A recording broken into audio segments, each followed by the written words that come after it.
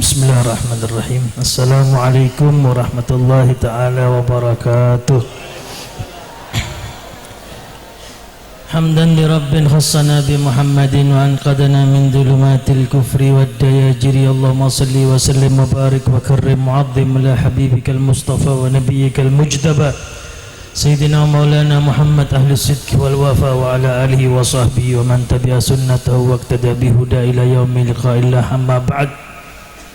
Alhamdulillah, malam hari ini Allah subhanahu wa ta'ala memberikan kemuliaan kepada kita semuanya dengan ditakdirkannya kita berkumpul bersama, berzikir bersama, bersalawat bersama.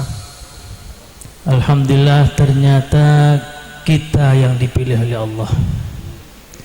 Malam ini juga banyak juga perkumpulan tapi mabuk bersama, nyanyi bersama. Alhamdulillah, kita tidak dipilih ke situ.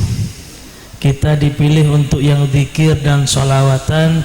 Ini pilihan bukan secara random, bukan secara acak, tapi memang Allah menginginkan kebaikan sehingga Allah gerakkan hati kita untuk menuju majlis-majlis yang diridhai Allah. Dan alhamdulillah kita diselamatkan daripada majlis-majlis yang di situ membuat kita dimurkai oleh Allah Subhanahu wa taala.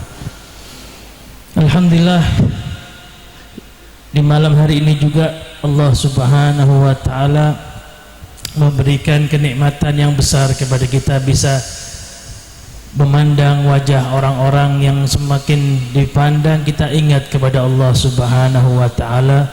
Ini adalah sebuah anugerah yang besar ketika kita ditakdirkan kumpul dengan orang-orang yang soleh.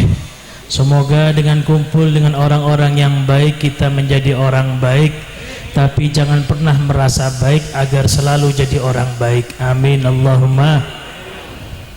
Hadratul muhtaramin, para ulama, bil khusus guru kita semua Habib Umar Al-Hayyid, dan juga tadi ada Habib Ahmad bin Hasan Al-Attas, Habib Umar Al-Attas, dan seluruh para ustadz, para guru yang hadir di malam hari ini. Ini majelis suka-suka namanya, ya. Habib Umar sukanya begitu, ya. Ya sudah, terserah, sudah bingung juga saya ini. Saya berangkat ke sini mau niat hadir karena diminta hadir untuk ikut, ya, ngambil faedah. Tapi alhamdulillah, semoga ini bisa memberikan manfaat buat kita semua yang hadir. Saya hanya ingin menambahkan yang disampaikan oleh Habib Ahmad tadi, bahwasanya poin terpenting dalam menjadi orang baik nomor satu itu hatinya senang dengan yang baik. Sebelum Anda berbuat amal yang baik, maka yang perlu diatur dan ditata itu hatinya, buat senang dengan yang baik. Karena percuma, nonsens, tidak ada gunanya orang yang hatinya tidak senang dengan yang baik walaupun dia sedang berbuat baik. Allah Subhanahu wa ta'ala berfirman kepada Nabi Allah Musa alaihissalam, "Lau abadtani bi'ibadati ahli samai wal ardi wa hubbu fiyya laysa wa bughdu fiyya laysa ma nafa'a dhalika indi." Seandainya kamu beribadah seperti ibadahnya penduduk langit, mustahil bisa. Cuman seandainya bisa, ada satu orang manusia, dia sholatnya, dia ibadahnya seperti penduduk langit. Bukan cuman seperti penduduk langit, bahkan juga seperti penduduk bumi. Berapa banyak orang yang ibadah di penduduk dunia ini. Seandainya ada satu orang dia bisa ibadah sebanyak itu, akan tetapi di dalam hatinya tidak ada cinta karena Allah, tidak ada benci karena Allah, maka ibadahnya semuanya percuma. Paham? Jadi poin terpenting untuk menjadi orang baik adalah hati kita harus senang dengan yang baik. Senang ada orang buat pengajian, senang ada orang hadir majelis maulid, senang ada orang memberi nasihat, senang ada orang bersedekah, senang ada orang berangkat ke masjid. Kalau sudah hati kita senang dengan semacam itu, maka itu sudah menjadi pertanda kita menjadi orang yang baik. Walaupun mungkin orang tadi belum berbuat baik, dia masih ahli maksiat, masih banyak dosanya, bahkan mungkin masih mabuk. Cuman dia sadar, enak ya jadi orang taat itu ya, sholat ke masjid, tapi saya masih belum bisa, saya masih kalah sama hawa nafsu. Ini insya Allah ya, kalau dia sudah hatinya sudah muncul seperti itu, akan datang waktunya dia akan taubat secepat mungkin, karena sudah muncul benih-benih kebaikan di hatinya ya. Cinta karena Allah, benci pun juga harus karena Allah. Kita benci kepada satu orang, dilihat saya kenapa benci sama orang ini. Kalau bencinya karena faktor duniawi, karena urusan dia menghina kita, karena urusan dia masalah harta, maka coba dihapus pelan-pelan, walaupun berat, nggak berat, tapi pelan-pelan. Kenapa? Karena ini benci bukan karena Allah. Bagaimana benci karena Allah? Kita benci kepada orang mabuk ketika dia mabuk, tapi setelah dia mabuk kita harus cinta, karena dia bagaimanapun juga hamba Allah yang perlu bimbingan, yang perlu hidayah. Ini kelas tinggi hadirin nggih. Niki saya berbicara kelasnya para orang-orang soleh. Kalau kita kan masih benci dan cinta karena hawa nafsu ya. Ketika kita dikasih orang uang, kita cinta orang tersebut, walaupun itu orang maksiatnya sebanyak mungkin ya. Makanya saya ajak mulai malam ini semua yang hadir, ayo kita naik kelas, ayo kita naik pangkat di hadapan Allah Subhanahu wa Ta'ala, buat semaksimal mungkin hati kita untuk cinta karena Allah, karena ini adalah poin terpenting dalam memperbaiki diri. Karena kata Allah, kalau tidak ada benci dan cinta karena Allah, mana fa'adzalika indi, tidak ada gunanya sholatnya, ibadahnya.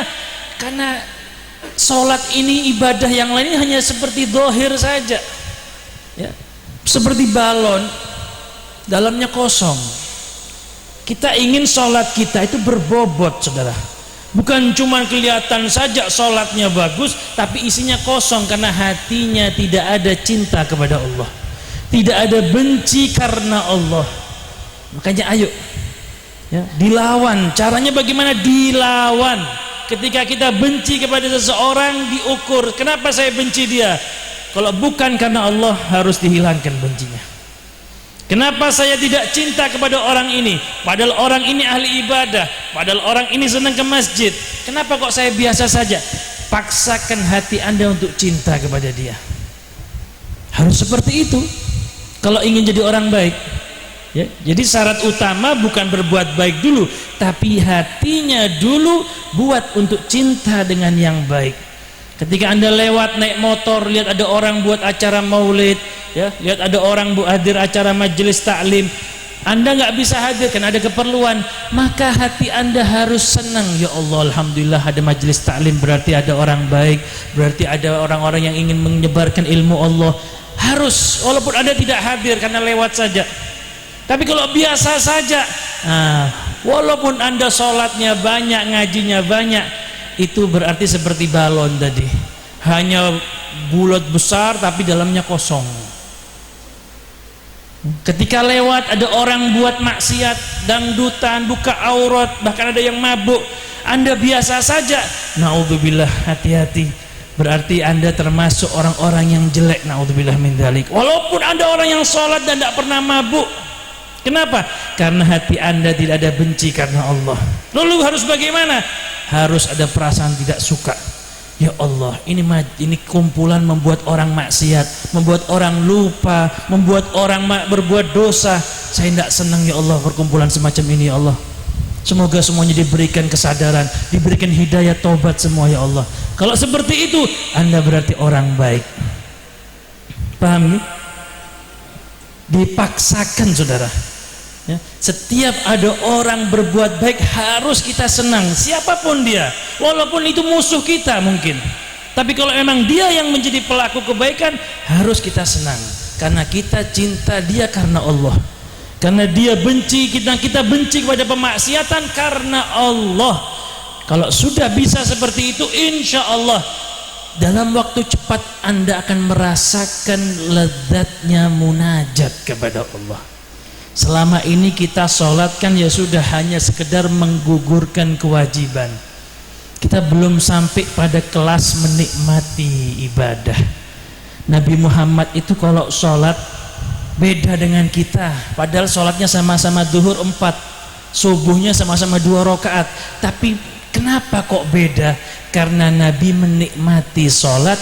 Kalau kita pengen cepat selesai sholat ya. Kenapa bisa seperti itu? Nah, inilah yang harus jadi PR kita. Sudah 10 tahun, sudah 20 tahun, sudah 40 tahun kita hidup di dunia, 50 tahun, kok belum tahu rasanya nikmat ibadah? Kok kita hanya tahu rasanya nikmat sate, kita hanya tahu rasanya nikmat durian, nikmat makanan, nikmat sholat kok belum tahu? Ini harus jadi pertanda tanya besar. Jangan sampai kita meninggal dunia belum tahu nikmatnya zikir, Pak. Kalau zikir sudah setiap hari kita zikir, kalau sholat sudah setiap hari sholat, tapi belum merasakan nikmatnya. Ini yang harus jadi tanda tanya. Jangan sampai harus janji sampean semuanya, tekad dari diri sendiri, saya harus sebelum mati saya sudah merasakan nikmatnya sholat, saya harus bisa merasakan nikmatnya zikir, saya harus bisa merasakan nikmatnya puasa. Bukan buka puasa, puasanya. Kalau buka puasa semua merasakan nikmat, puasanya itu nikmat bisa. Bagaimana caranya? Langkah pertama, cintai ibadah tersebut, cintai sholat itu, cintai zikir itu, cintai puasa itu. Kenapa saya disuruh puasa oleh Allah? La'allakum tattaqun, supaya saya jadi orang yang bertakwa kepada Allah. Kalau saya jadi orang yang bertakwa, wa may yattaqillaha yaj'al lahu makhraja wa yarzuqhu min haitsu la yahtasib. Siapa yang takwa kepada Allah akan diberikan solusi di setiap problemnya, dan rezekinya akan diberikan dari arah yang tidak dia sangka-sangka. Jadi kalau saya puasa, saya akan diberikan solusi setiap masalah, rezeki saya akan dilancarkan, sehingga saya senang puasa, supaya saya jadi bertakwa, sehingga merasakan nikmatnya puasa padahal lapar. Orang lapar tidak enak, tapi ini dia merasakan nikmat setiap lapar tersebut ya. Sayyidina Ali itu bin Abi Thalib hobinya apa Pak? Puasa di musim panas. Itu hobi hadirin. Jangan disamakan musim panas dengan musim kemarau di Tegal. Musim panas di sana itu luar biasa. Saya punya abah saya almarhum Habib Ali Zainal Abidin Al-Muhdar. Itu beliau dulu pernah tinggal di Mekah, di Arab 2 tahun beliau tinggal di sana. Itu pernah cerita dia bawa telur masih mentah, bawa telur. Ketika mau sampai rumah, jatuh di jalan itu. Telur itu jatuh, beberapa biji jatuh. Kan jatuhnya bertumpuk-tumpuk terpecah-pecah. Namanya orang ya nggak punya ya, bukan orang punya, jadi mikirnya mau diambil yang bersih-bersih lah telurnya tadi itu. Masuk ke rumah, ngambil piring, ngambil sendok, keluar udah matang telurnya. Saking panasnya itu ya. Sudah matang telur tadi. Dan Sayyidina Ali hobinya puasa kalau musim panas. Loh, kan tidak masuk di akal kita itu. Musim panas di Arab Saudi, tapi beliau senang puasa. Kenapa? Nah, ini karena beliau menikmati. Sakit itu rasa nikmat, saudara. Mau kasih contoh yang bisa kita pahami, mau? Yang bisa sampean pahami, John? Ibu-ibu mau Bu? Masih ingat ketika pengantin baru? Ingat Bu? Bapak-bapak ingat? Dan kalian kawin lagi Pak, biar ingat. Ketika masih pengantin baru, si suami guyon sama istrinya, terus istrinya dicubit. Sakit gak dicubit itu? Sakit, dicubit sakit, tapi suaminya marah tidak? Ketawa malah. Padahal sakit tapi nikmat. Dorbul habib la yu'lim. Pukulan kekasih tidak menyakitkan. Kalau yang nyubit temennya ngamuk, tapi yang nyubit orang yang dicintai itu pengantin baru. Kalau sekarang sampai nyubit tetap sakit Bu. Kenapa? Jadi sebab utamanya hadirin karena hatinya cinta. Kalau sudah cinta, maka apapun perintah Allah walaupun kelihatan berat, nikmat saudara. Haji itu capek, lari, jalan, tawaf, sa'i, tenaga, tapi orang merasakan nikmat. Kenapa? Ini ibadah yang ditunggu-tunggu, yang dikumpulkan uangnya untuk berangkat, sehingga ibadah haji walaupun capek dia merasakan nikmat.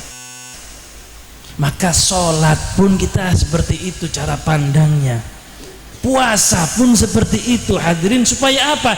Supaya kita naik pangkat di hadapan Allah. Kita saja nggak mau dalam urusan kelas sekolah, anak kita kelas 1, kelas 2 pengennya naik kelas terus. Kenapa kita di hadapan Allah nggak pengen naik kelas? Kok betah jadi orang awam itu, kok betah ya? Betah kita ini jadi orang awam, nggak mau naik pangkat sehingga jadi orang yang dicintai Allah. Ya ini caranya. Pakai cara apa lagi? Naik pangkat di hadapan Allah itu bukan tandanya dengan sorban, bukan ya, bukan tandanya dengan peci putih, bukan ya. Naik pangkat di hadapan Allah itu hati kita yang merasa nyaman ketika ibadah itu sampai naik pangkat ya. Itu tandanya kita sedang diangkat oleh Allah Subhanahu wa ta'ala, menikmati setiap ibadah yang diperintahkan Allah Subhanahu wa ta'ala. Semoga majelis ini semakin menambah kecintaan kita kepada Allah, kecintaan kita kepada Nabi Muhammad SAW, dan semoga doa nama-nama yang didoakan, almarhum, almarhumah yang didoakan, dan juga seluruh orang tua kita semuanya diampuni oleh Allah Subhanahu wa ta'ala. Dan ada info yang luar biasa daripada kitab sebutkan bahwasanya ahlul kubur semuanya itu pada cemburu pada kita hadirin. Yang ada di kuburan itu kalau sudah mendekati bulan Ramadan mereka semuanya pada menangis, sedih. Kenapa menangis? Karena cemburu kepada orang yang masih hidup, masih bisa menikmati Ramadan, masih bisa tadarusan, masih bisa puasa. Mereka cemburu karena melihat pahalanya secara nyata. Kita kan puasa nggak lihat pahala, kita ngaji nggak lihat pahala ngaji, tapi yang di kuburan melihat pahalanya orang yang puasa segitu besarnya, pahalanya ngaji Quran segitu banyaknya, pahalanya sholat segitu luar biasa besarnya, sehingga mereka nangis kalau sudah dekat Ramadan, pingin hidup lagi dan pingin melaksanakan ibadah di bulan Ramadan. Makanya mumpung kita masih diberikan umur, gunakan Ramadan ini sebaik-baiknya. Jadikan ini Ramadan yang terbaik di antara Ramadan sebelumnya. Semoga Allah berikan panjang umur kepada kita semuanya, kesehatan zahir dan batin kita. Allah berikan kekuatan iman dan Islam. Berikan hati kita hati yang cinta karena Allah, benci karena Allah. Dan Allah berikan panjang umur kepada guru-guru kita, para ulama kita, sehingga bisa terus membimbing kita untuk semakin cinta kepada Nabi Muhammad SAW. Amin ya rabbal alamin. Wassalamualaikum warahmatullahi taala wabarakatuh.